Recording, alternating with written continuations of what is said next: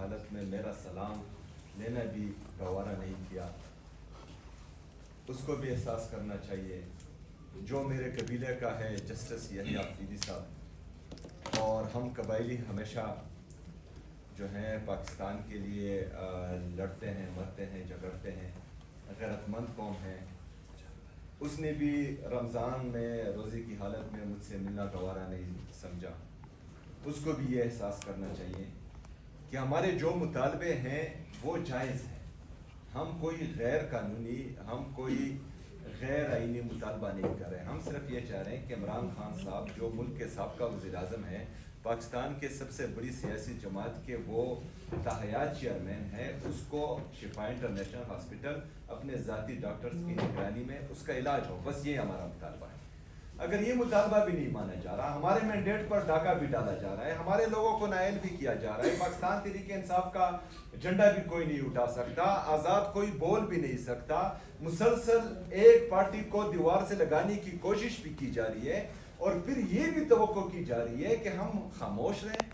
پھر ہم نے خاموش نہیں رہنا، پھر صرف جو ہے پاکستان تحریک انصاف نے مذاکرات یا جو ہے صرف بات چیت سے مسئلے کے حل کی طرف نہیں جانا۔ جو آئین اور قانون ہمیں اجازت دیتا ہے کہ ہم نے پرامن احتجاج کرنا ہے، تو اس میں عمران خان رہائی فورس، امن فورس، وہ بھی کردار ادا کرے گی، اور پوری پاکستانی عوام بھی کردار ادا کری۔ اور اس دفعہ جو جوش، جو جذبہ، جو جنون پورے پاکستان میں دیکھ کر آیا ہوں، میں پنجاب میں دیکھ کر آیا ہوں، میں سندھ میں دیکھ کر آیا ہوں، میں خیبر پختونخوا میں تمام ضلعوں میں گھما ہوں، اگر اس دفعہ ہم نے کھال دی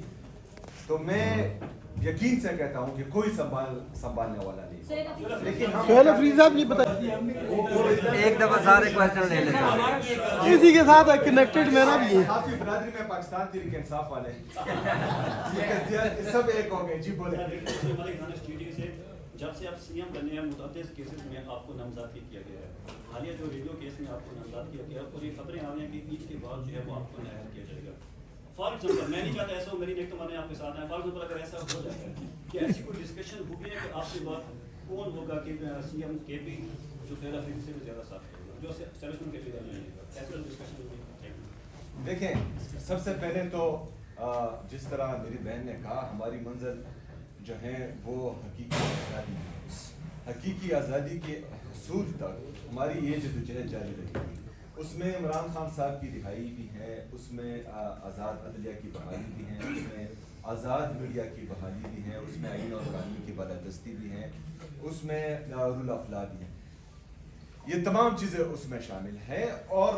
یہ جو ہے ایک دن کا نہیں ہے، یہ 2 دن کا نہیں ہے، یہ جہد مسلسل ہے، یہ جاری رہے گا۔ یہ جہد مسلسل جو ہے عمران خان صاحب نے 9 اپریل 2010 یہ ہے کہ عمران خان صاحب سے ملنے نہیں دینا، عمران خان صاحب کا علاج نہیں کروانا، پاکستان تحریک انصاف کے لوگوں کو نائل کرنا ہے، پاکستان تحریک انصاف کے سینیٹرز کو نائل کرنا ہے، ان کے خلاف کیسز بنانے ہیں، ان کی جو خواتین ہیں ان کو بےعزت کرنا ہے، چادر چار دیوالی کی پامالی کرنی ہے، یہی پالیسی ان کی ہے۔ تو پھر اگر ایسا ہے تو ایسا سے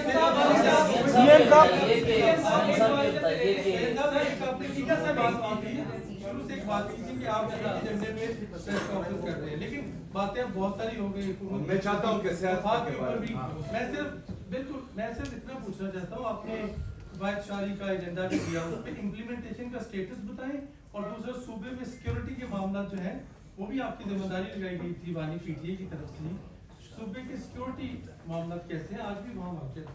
جی بالکل، آج جو لکی مروت میں ہماری پولیس پر سیکیورٹی کے ساتھ ایک ریلیٹڈ اور سوال بھی ہے کہ آپ کے علاقے میں بھی طالبانوں کے ناکے بھی ہے، جب عوام ہوں گے تب سیاست ہوگی، تب دھرنے ہوں گے، سب چیزیں، جب عوام نہیں ہے، لاٹ آرڈر کی سچویشن ہے، آپ کے علاقے میں طالبانوں کا دن دیہڑے نہ۔ دیکھیں جی،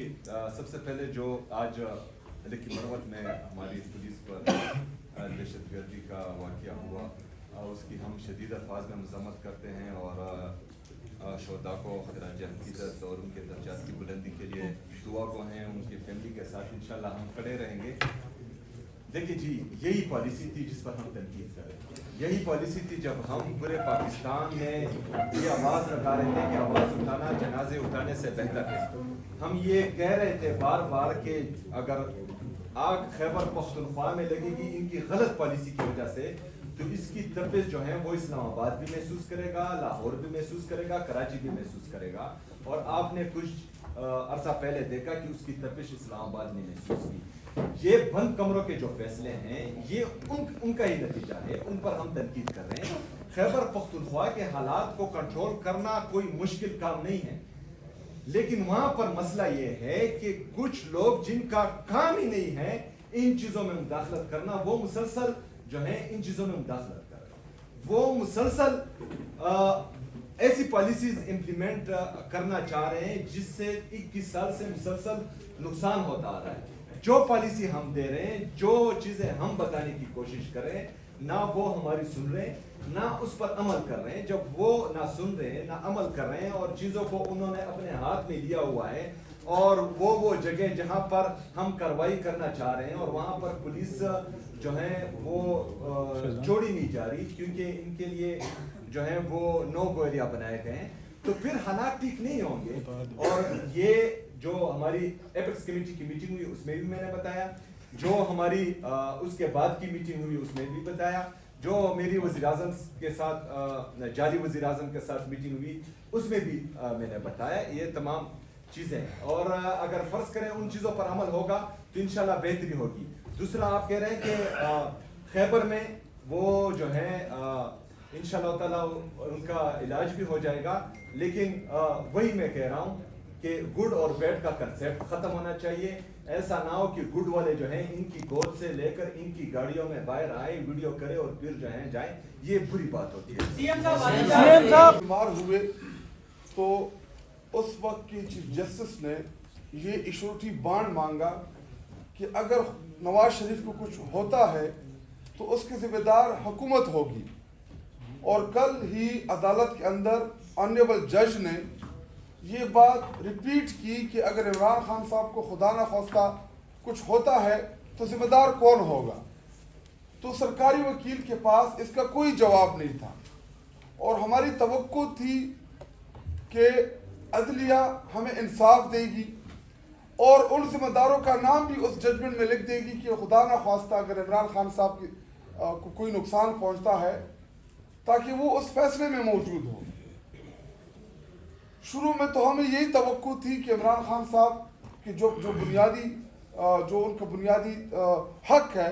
कि उनको अस्पताल तक एक्सेस दी जाएगी, लेकिन आखिर में उन्हीं 2 डॉक्टरों का बोर्ड बना दिया गया। वो डॉक्टर